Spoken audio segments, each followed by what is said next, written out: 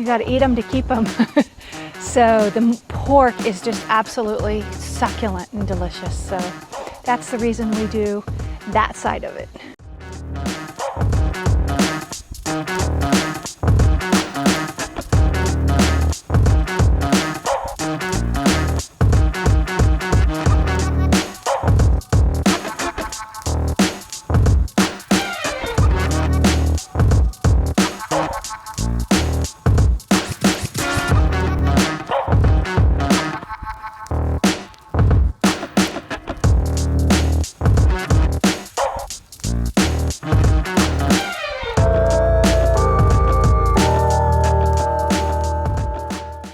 Hi, I'm Bill Tice. And Sharon Kay. And we're at Fawn Crossing Farms in Bridgewater, Virginia. And we raise purebred Nubian goats and purebred Gloucestershire Old Spot pigs, and as well as muscovy ducks. We've been doing this since 2015, and we have sold these GOS pigs all over the country. And the reason we acquired these pigs to begin with was because of their gentleness and their wonderful disposition. They're not at all like commercial pigs, and they're safe to be around and safe to coexist with other animals on your farm. So they're ideal for a small farm like us. You can hear them moaning and groaning. They're telling me that they are hungry. So we make our way down to the barn and listen to them talk to us a bit. And then I have pre-prepped our food, so it makes it a lot quicker. I don't have to go downstairs. Hello, duckies. Well, hi there, Scarlet. Hello, Miss Scarlet. Miss Scarlet, our sow here, is of the U.S. Princess Anne bloodline. Spunky, our boar,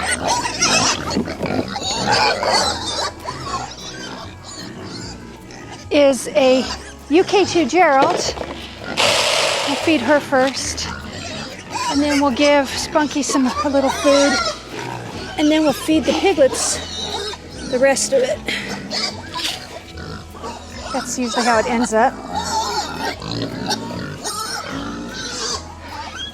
Here you go, buddy. There you go, sweet girl. They know the routine.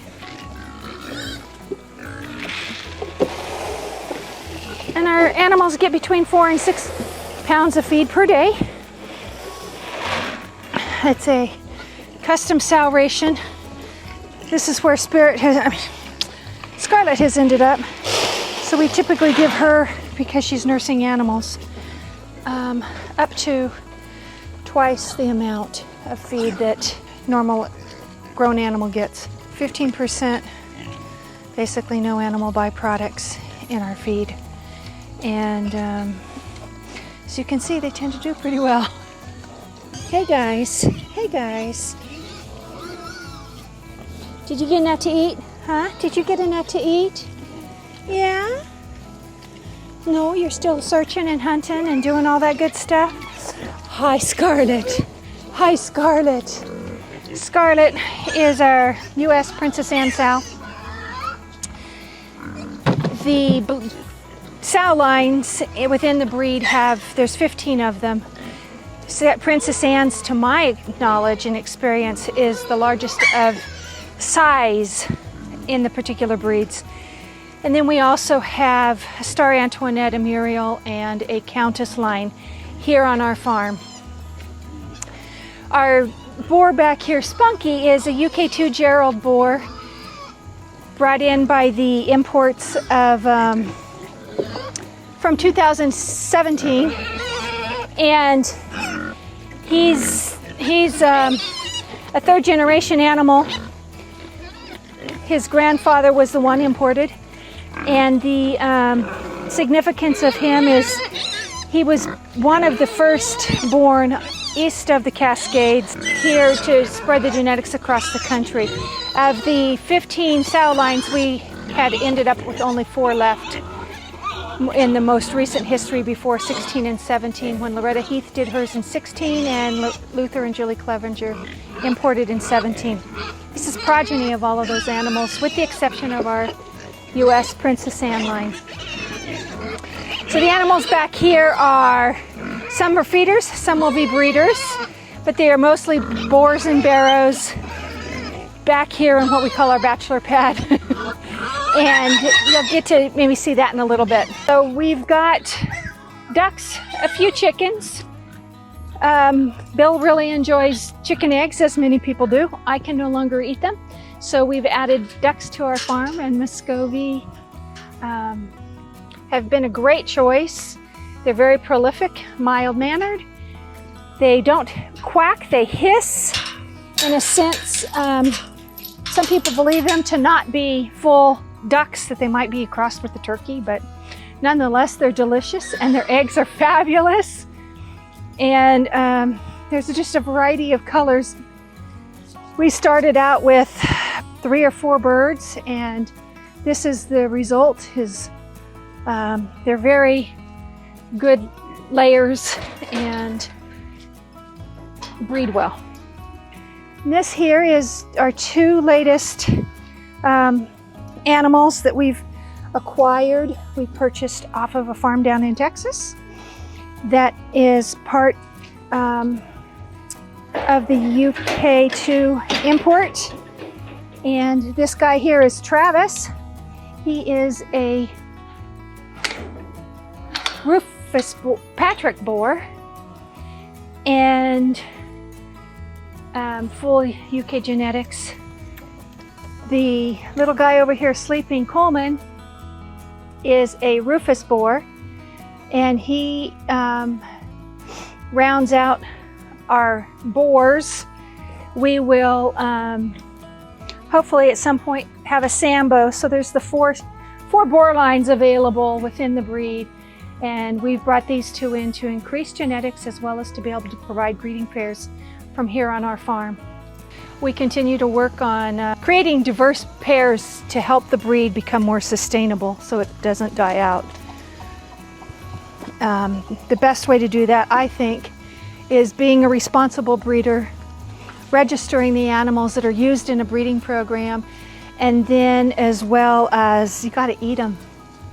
You got to eat them to keep them. So the pork is just absolutely succulent and delicious. So that's the reason we do that side of it. Take you down here into the barn. Welcome to mud season. It's been rainy here the last few days, and we've got plenty of mud. Here's a group of 2 of our litters. Yeah, it's got to be at least 2 of the piglets out of our litters. And this little guy here is off of Feather Downs Farm in Georgia. He will be finding a home. He's out of progeny of our Spunky's brother, and an Ellen sow from Loretta out in California, that he will find a home here up north a little bit. This is one of our Muriel sows that will be a feeder. And this little gal's an experiment for us. This is Paula Pig. She has a higher coefficient of inbreeding, which means how much she's related to either and or parents are related to creating the offspring. And she was inbred, and she's got a 12.5% CI. And we're going to keep her to see what kind of animals she might produce for us. Can't think of who her mom is.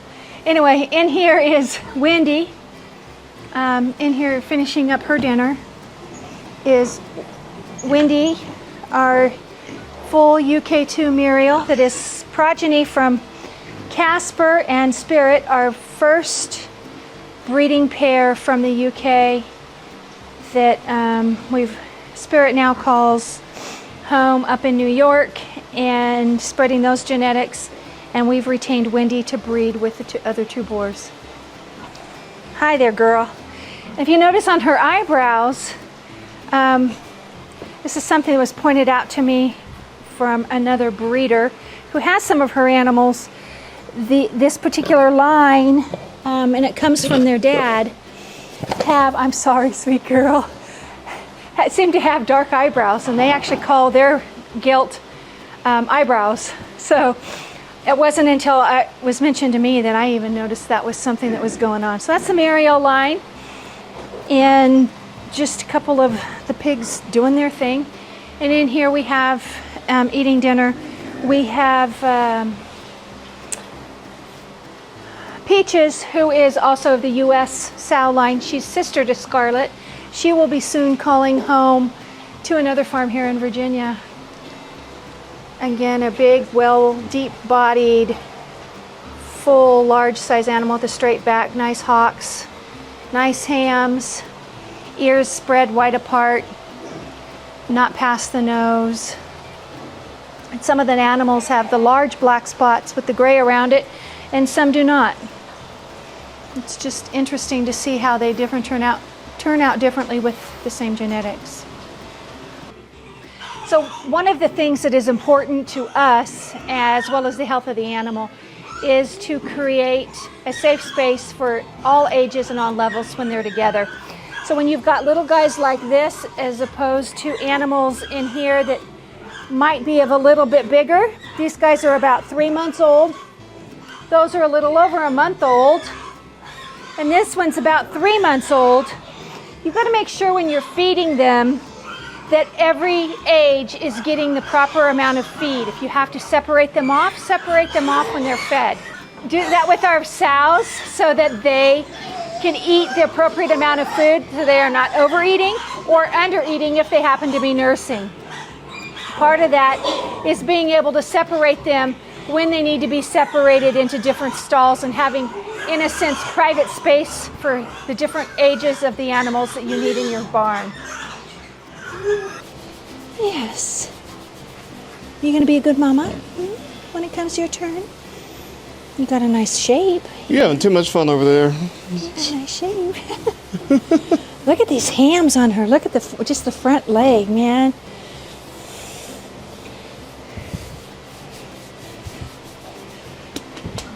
Okay, big girl.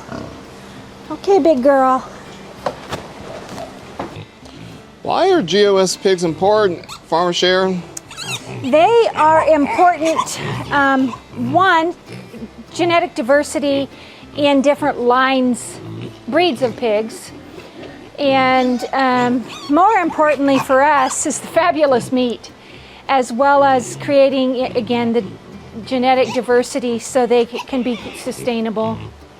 And we feel that best happens when you are raising happy, healthy animals, regardless of whether they're a feeder or a breeder, that they are treated humanely from the day they're born until the day they leave our farm, whether it be to go to freezer camp to be food on our table, or whether they go to a home on another farm and become breeders to continue the preservation efforts. Going into the pork, what makes the pork specifically different from what you might find at a grocery store? Oh, the nutritional benefits from it being raised in a healthy manner, fed quality feed on pasture or in the forest. They tend to be spoiled a bit and really like to stay in the barn if they have a preference. Pig's getting a little big for this. She's about ready to lay down on top of me. Can't have that now. And what makes this breed different than any other pork that we've ever eaten is the quality of the meat. It is just nutrient dense, but the fat on it actually makes you crave the fat. It's a crisp, clean taste and not not that gelatinous type that you get out of the grocery store. And the rooster's confused as to what time of day it is. The particular 4 lines we have here, we have a little bit of genetically the UK, the US, and then across between the two, the genetic experts, in particular following Dr. Phil Spangenberg out of Virginia Tech, he talks a lot about having the need to have the different lines stay separate, blended, and pure UK genetics. So as we work on preservation, we have those options to us in the future.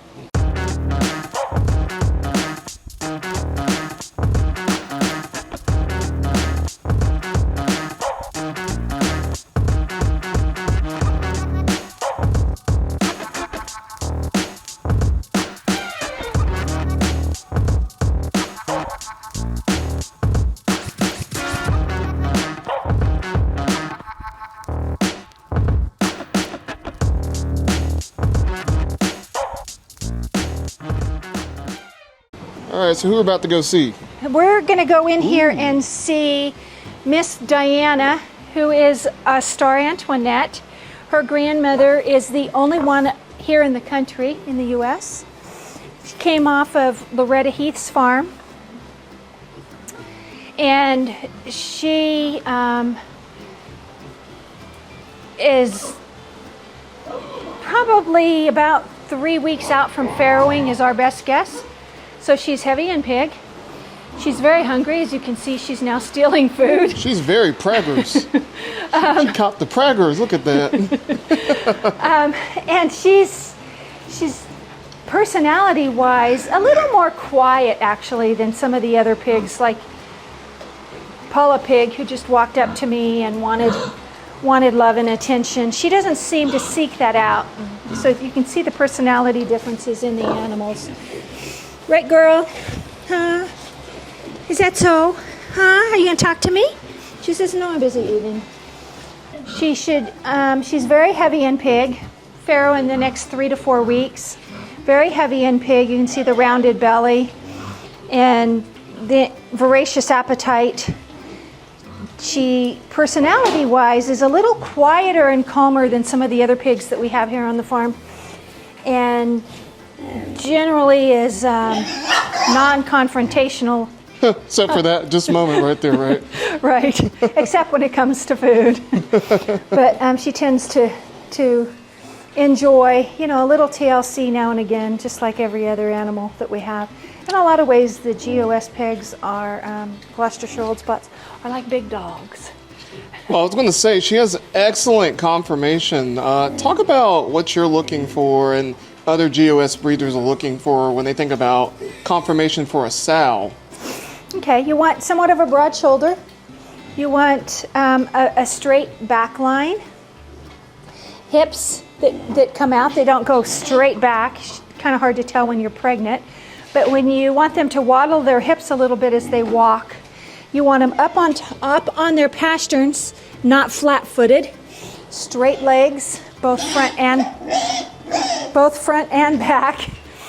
And their ears should be widespread, flopping down, no longer than their nose. Short dished nose, short to medium length dished nose. And their teats need to be a minimum of 14. Some will have 16, and straight down the body line. Their tail needs to not be set too high up nor too low, and no more than 25% spotted, no less than one distinct spot on their body, and the blackness on their skin, like here she has black underneath. That isn't necessarily a desired trait within the breed, but here in the United States we're working to expand genetics. She's one of 5 registered for the breed, for that line, bloodline. And so you overlook that, and that's really for the show ring in the UK. You want nursing pictures? It's milk bar time. Look at that. Ooh, Milk bar is now open. Ooh, them are some hungry piglets. Oh my goodness. This is Maggie, our countess, with a litter of 10. All right, let's go talk about some feed. We have found that to be of dire importance when the animals are, growing as well as breeding, that they have the proper nutrition to breed and raise healthy animals.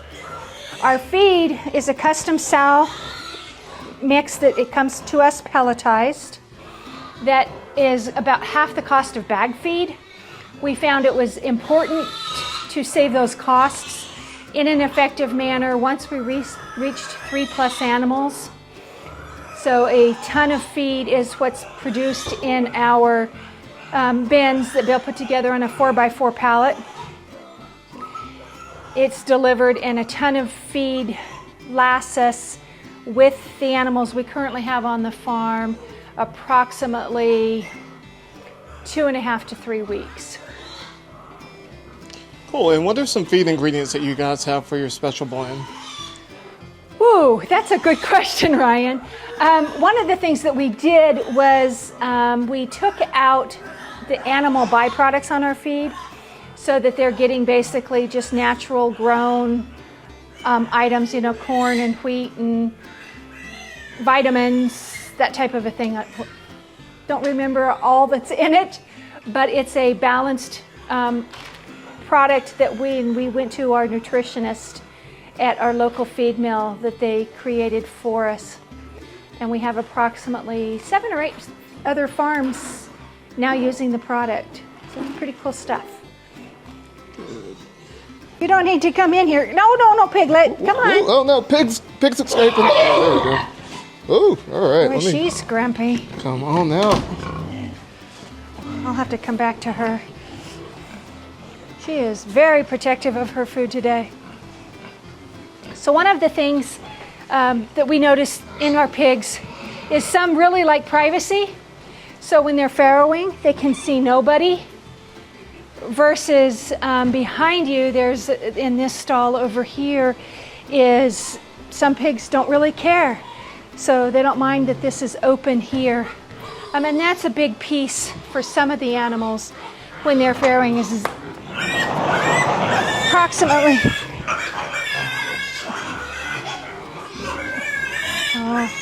Somebody wants out. They're hungry. One of the big pieces, of course, is having the space so they know that they are private. They're not going out in the woods and having their babies, because we tend to have higher. Oh, she trying to kill you? Yeah. We tend to have a higher rate of mortality, because if a pig is born outside, it wanders off, it doesn't necessarily know where to go back to mom. In a confined space, when they're laying in that 12x12 stall, they are able to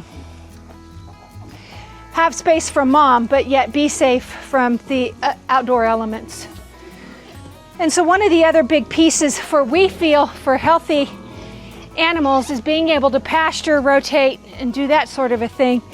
And proper fencing is a big piece of it. We have our fence reinforced on the bottom here because the pigs like to lay here. We found that it'll help with keeping the fence in a better repair than not. Another big piece that we find is really important is gate selection, and in particular in that how many bars. This is a 7-bar gate, this green one. We have a red bar gate as well that's 2, 4, 6, 7, that's 7 as well. And then we have a more economical gate here in the blue. I'll take you this way. And the big difference between the two is when we have small piglets, they cannot fit through here as easily as they could over here. So we brought in some piglets, Coleman and Travis, and we were concerned with them getting onto the property next door. So we did a temporary fix to block this, and I've now figured out, oh, I could just take a piece of board and bolt it on there rather than do that quick off the top of my head improvisation, whatever the word is. So that'll come down now that we don't have any animals in here, and I'm not worried about new animals leaving the property and not knowing where to come home to. As well as, you know, fence repairs. A quick fix here. When this was compromised by having two boars that wanted to fight, I just took a bungee cord and took a hog panel and placed this up here to keep that safe until I have the time and opportunity to properly repair it. So the difference being, you can see the blue gate where there's a wider gap. The piglets, until they get too big, really enjoy going up on the lawn because they can squeeze through. But keeping them blocked and knowing what you need to go through a gate or not is a really important piece of farming. So another thing that we do is, you know, when we create temporary shelter, we do something quick and easy like this just to keep an animal out of the elements, because they do need to have a space where they're safe from rain, snow, sun, you know, the elements of the earth, and just a nice cozy place to sleep. So we throw in some hay or some straw or both and keep them rolling. Here again you see reinforced fencing because they sleep up against there. Here where we don't have it, you can see where this is bent up some, and that's from the animal kind of laying their body weight against here. You can see how the weight bends.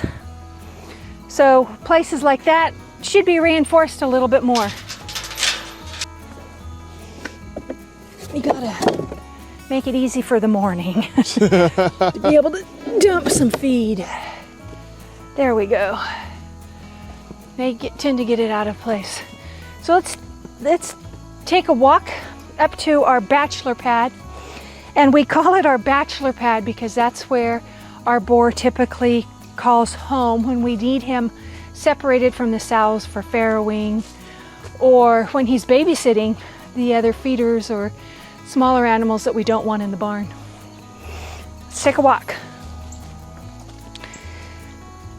One of the beautiful things about farming that I really truly enjoy is getting to see out over the valley all the other farmers and the hard work that they put into the piece of it that they're doing. Watch your steps. Oh, they're down there. They're not up here yet. Hey, piggy, piggy, piggy! Piggy, piggy, piggy, piggy! They're over here though. Come on, guys! Piggy, piggy, piggy, piggy! No, it's not time to eat. Pigs. Oh, piggy, piggy, piggy, piggy! What you guys up to? Huh? Piggy, piggy, piggy, piggy! Well, come on. Come on.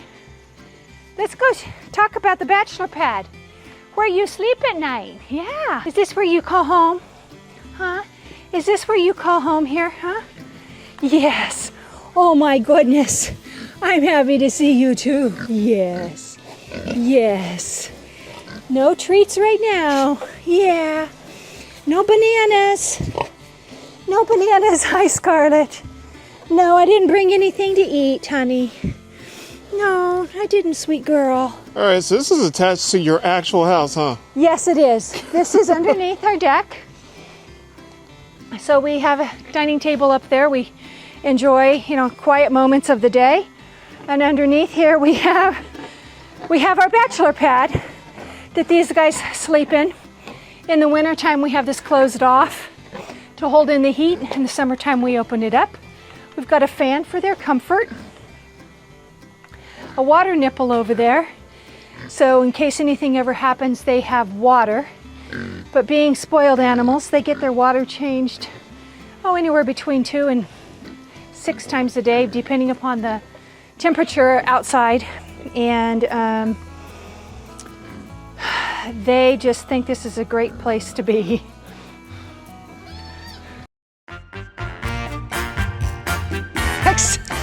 The GOS heritage hog that is, start over.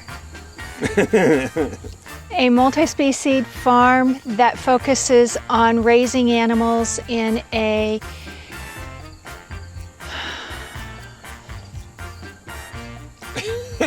Keep rolling. A multi-species farm that focuses on raising animals in a, why can't I think of the word? Maine. Yes. A multi-species farm that focuses on raising animals in a humane manner to better, You need to start Okay. over. I can't do this today. You want me to do it? Yeah, Yes. go ahead. Let's start over. And so that is what we do. I don't know what else to say. What else should I say? That's good. That's good. It's just the intro. Yeah.